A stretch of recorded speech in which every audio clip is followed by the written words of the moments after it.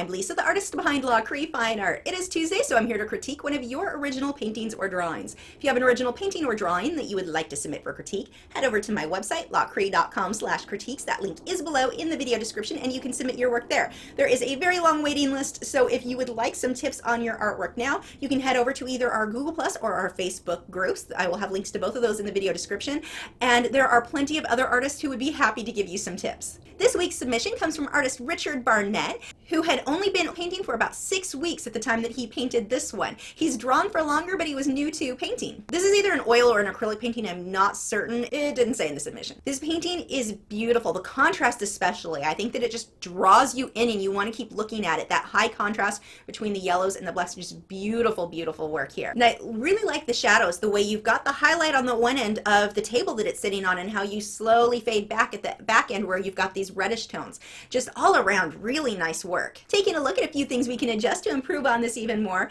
First, in this one, I go back and forth on because I'm a fan of black in my artwork. I just like it. And you'll have a lot of people say, don't ever use black, it's flat, it's a dead color.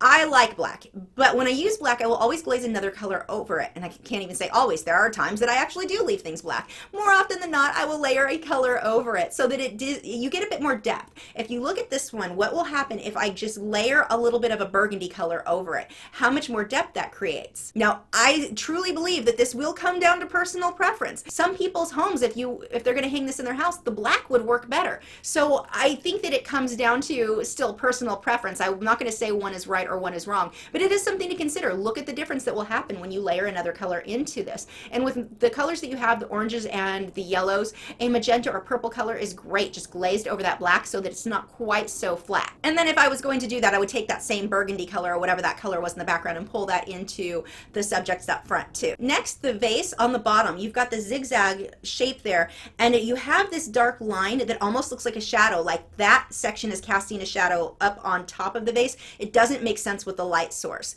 So here, if you want your vase to look like there's a black line going through, then make it look like it's a black line painted on the vase.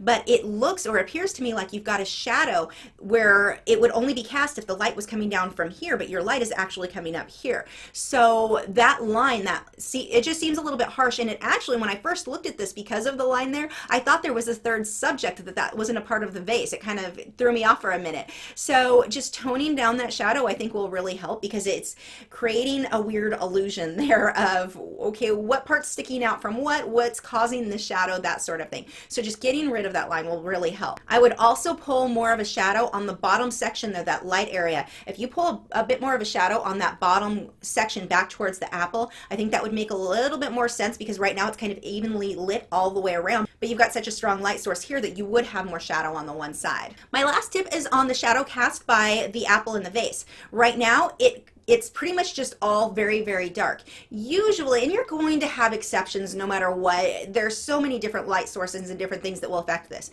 But more often than not, when you have a shadow being cast like this, where you've got a very, very strong light source casting that dark shadow, the inside of that shadow will be a little bit lighter than the outside edge. You'll kind of have a dark rim and then the inside of that shadow a bit lighter. That comes down to the reflection cast back by the subjects. Generally, when you have a shadow that fades from the lightest color to the darkest color where it's closer to the subject, that's usually going to happen when you have a very soft indirect light source. But in this case, with that strong light hitting the way it is and casting that strong of a shadow, you're generally going to shift to having the lighter section on the inside of the shadow like we have here. This is a beautiful painting. I cannot believe you've just started with this. There's just so much to love about this painting.